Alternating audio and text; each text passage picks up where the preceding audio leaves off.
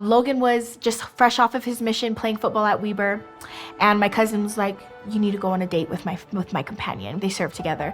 And I was like, okay, like, I guess, whatever. From that double A, it turned into just more dates, and the following year after my freshman season is when we got married.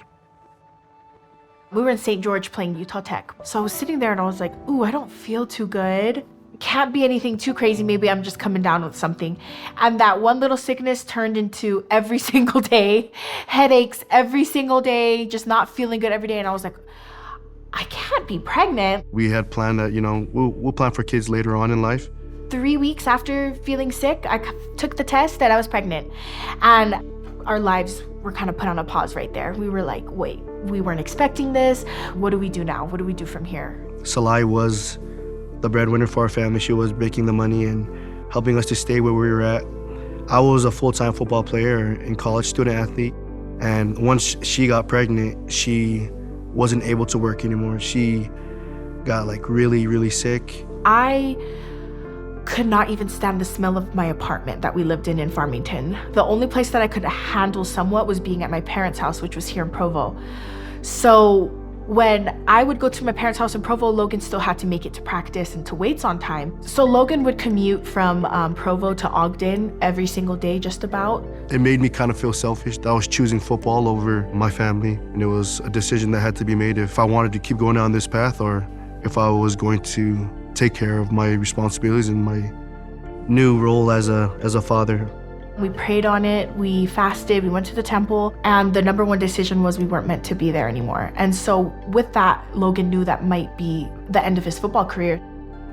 I did not like it at the time because he was going to be for sure one of our best players, and he was needed at Weber State. But in those moments, you slap him on the butt and you wish him the best. We entered the transfer portal, didn't think anything of it. We had here and there a little bit of, oh, you could go here, or maybe somebody will contact you here, but it was never ever followed through, and we weren't expecting much either. So it didn't really hurt our feelings in that sense. We had just come to the conclusion that we were done with football. I decided just to continue on with my education, and since we were already in Provo, I enrolled in BYU just as a student. That was my new life. There was some talk from the coach that there might be a spot. And whenever there's a possibility of there being a spot on the football team, they have this class for gray shirts and walk-ons that you can go into, and if they need you, they'll pull you up from that class and you can join the team. I could kind of see the spark getting back into his eye, but at the same time, I just didn't want him to get his hopes up too much.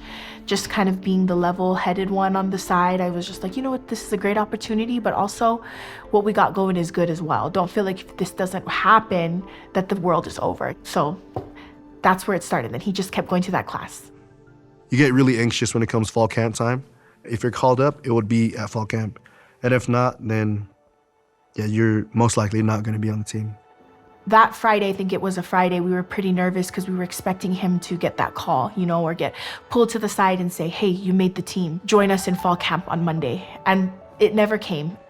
You're training the whole summer just as hard as anybody else for a chance. And when that chance isn't there, you get kind of down.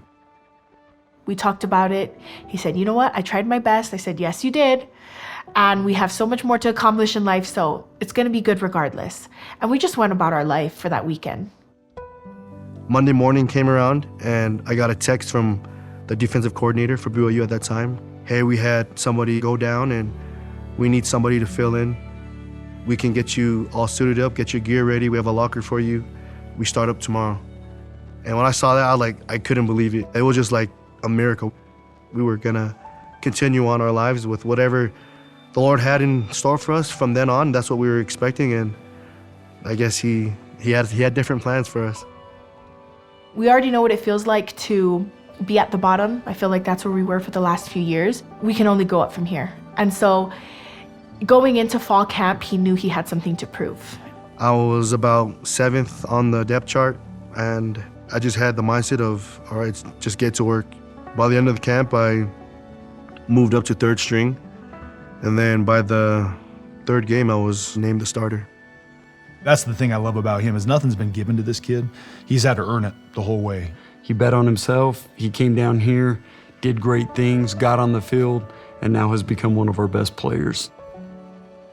We were on that high. We were so excited. He started those few games. The next game against Wyoming, and he just pivoted, stepped out wrong, and he ended up tearing his ACL, which ultimately ended his season and affected the next season as well. You've worked so hard to get where you're at. You've done your part. How do we go through this again? We thought we had made it past what we needed to, but now we're adding another trial on top of everything that we've already been through. What do we do from here? I spent a lot of time around doctors. I was in the training room every day, all day. Being around them, I just grew a love for what they were doing, how they were taking somebody that was not only broken like physically, but they do a great job of like reassuring you that, you know, you're gonna get back to where you were. He got really intrigued in the medical field. Because of that, he changed his degree from a business management degree to an exercise science degree. With the hopes and desires to become a doctor in the future. I look at just the different hurdles and the adversity he's overcome. He just kind of quietly goes about doing it. He's not the trumpet, right? He's not the guy that's going to be all out there, all out in the front. But man, he is that subtle, wise influence and presence that you would want in a locker room. It's like a security blanket that you think you don't need, but you need. We think about that moment often where we were sitting in the car after talking to Coach Hill and telling him that we're done. We're going to enter the transfer portal. You know, we have a family on the way and we just need to switch gears and relate it to our life now.